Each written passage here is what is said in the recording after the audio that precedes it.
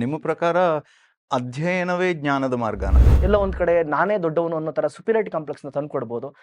ಆಗ ಅದನ್ನ ಸಂಹಾರ ಮಾಡೋದಕ್ಕೆ ನಮ್ಗೆ ಜ್ಞಾನದ ಅವಶ್ಯಕತೆ ಇದೆ. ಈ ಜ್ಞಾನ ಇಲ್ಲದೆ ಕೆಲಸ ಮಾಡ್ತಾ ಹೋಗ್ಬಿಟ್ರೆ ಆ ಕೆಲಸ ಇನ್ಯಾವುದೋ ಸ್ವರೂಪ ಪಡ್ಕೊಂಡ್ಬಿಡುತ್ತೆ. ನೀವು ಶ್ರೇಷ್ಠವಾದ ಕರ್ಮ ಅಂತಂದ್ರೆ ಶ್ರೇಷ್ಠವಾದ ಕರ್ಮ ಅಂದ್ರೆ ಏನು? ಅದನ್ನ ಶಂಕರಾಚಾರ್ಯರು ಅಹಂ ಬ್ರಹ್ಮಾಸ್ಮಿ ಅಂತ ಹೇಳಿದ್ರು, ಶಿವೋಂ ಅಂತ ಹೇಳಿದ್ರು. ಬೇರೆ ಬೇರೆ ಸಾಧು ಸಂತರು ಬೇರೆ ಬೇರೆ ಮಾತಿನ ಮುಖಾಂತರ ನೀನು ದೇವರು ಅನ್ನೋದನ್ನ ಪದೇ ಪದೇ ಮನುಷ್ಯರಿಗೆ ಹೇಳ್ತಾ ಇದ್ದಾರೆ. ಈ ವಿಚಾರ ಹೇಗೆ ಅದು ಸರಿ? ನಾನು ಬುದ್ಧನಾಗುವವರೆಗೂ ಬೋಧಿಸುವುದನ್ನ ಕಾಯ್ಲಿಕ್ಕೆ ಆಗಲ್ಲ. ತಿಳಿದವರು ಅಂದ್ರೆ ತಿಳಿದಿದ್ದೇನೆ ಅನ್ನುವ ತಿಳುವಳಿಕೆ ಯಾವಾಗ ಬರೋದು? ನೇರವಾಗಿಯೋ ವಕ್ರವಾಗಿಯೋ, ಸರಿಯಾಗಿಯೋ ತಪ್ಪಾಗಿಯೋ, ಯಾವ ರೂಟಲ್ಲಿ ನಾವು ಹೋಗ್ತಾ ಇದ್ರು ಅದರ ಟಾರ್ಗೆಟ್ ಇವನು ಒಬ್ಬ ಸ್ವಾಮೀಜಿ ಹಿಂಗಿರ್ಬೋದಾ ಅನ್ನೋ ತರ ಅನ್ಸುತ್ತೆ. ಬಟ್ ಧರ್ಮ ಇರೋದೇ ಹೀಗೇನೆ. ಮಾತಿಗೆ ಅವಕಾಶ ಇಲ್ಲ, ಅದರ ಬಗ್ಗೆ ಹೇಳಲೇಬಾರದು ಅಂತಂದಾಗ ನೀವು ಅವರನ್ನ ಕಟ್ಟ ಹಾಕಿದಂಗ. ಸತ್ಯಕಾಮ ಜಾಬಲ್ ಒಬ್ಬ ವೇಶ್ಯ ಮಗ.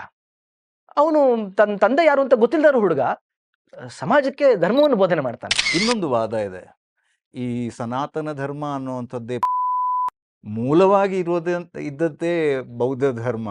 ಅದನ್ನ ಮರೆಮಾಚೋದಕ್ಕೆ, ಅದನ್ನ ತಿರಸ್ಕಾರದಿಂದ ನೋಡುವಂಥವ್ರು ಈ ತರದ ಮಾತುಗಳನ್ನ ಆಡ್ತಿದ್ದಾರೆ ಅನ್ನೋದಿದೆ. ಧರ್ಮ ತುಂಬಾ ಚೆನ್ನಾಗಿ ಹೋಗ್ಬೇಕು ಅಂತಂದ್ರೆ ಶಂಕರಾಚಾರ್ಯರ ಮಿದುಳಿರ್ಬೇಕಂತೆ, ಬುದ್ಧನ ಹೃದಯ ಇರ್ಬೇಕಂತೆ. ಅದು ನೀವು ಸ್ವಲ್ಪ ರೈಟ್ ವಿಂಗು ಇತ್ಯಾದಿ ಅನ್ನುವಂಥ ಬ್ರ್ಯಾಂಡ್ ಬಂದ್ಬಿಟ್ಟಿದೆ.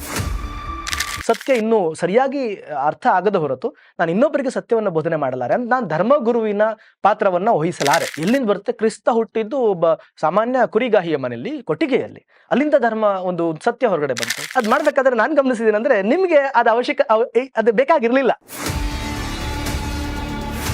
ಅದು ನನ್ನ ಯೋಗ್ಯತೆಗೆ ಮೀರಿದ್ದು. ನಾನಿಲ್ಲಿ ನನಗೂ ಸ್ವಂತದ್ದು ಅಂತ ಏನು ಹೇಳಲ್ಲ ಆ ಮಗುವಿಗೆ. ಎಲ್ಲರೂ ಕೂಡ ಅವನದೇ ರೂಪ ಅಂತಾನೂ ಕೂಡ ಒಂದು ಹೇಳುವಂಥದ್ದಿದೆ. ನಾನು ಸತ್ಯ ನೋಡಿದ್ದೀನಿ ಅಂತ ನಾನು ಘೋಷಣೆ ಮಾಡ್ಕೊಂಡ್ರು, ನನ್ನನ್ನು ಸಾವಿರಾರು ಜನ ಫಾಲೋ ಮಾಡಿದ್ರು, ಲಕ್ಷಾಂತರ ಜನನ್ನ ಒಪ್ಪಿಕೊಂಡ್ರೂ ಸಹ ಮುಂದೊಂದು ದಿನ ನಾನು ಸತ್ಯವಲ್ಲದೆ ಹೋದ್ರೆ ಅದು ಕಾಲಗರ್ಭದಲ್ಲಿ ಜೀರ್ಣವಾಗ್ಬಿಡುತ್ತೆ. ಹಿಂದೂ ಶಿವಸ್ವರೂಪ, ಮುಸ್ಲಿಂ ಶಿವಸ್ವರೂಪ, ಕಳ್ಳ ಆತರ ಏನು ಹೇಳಿಲ್ಲ.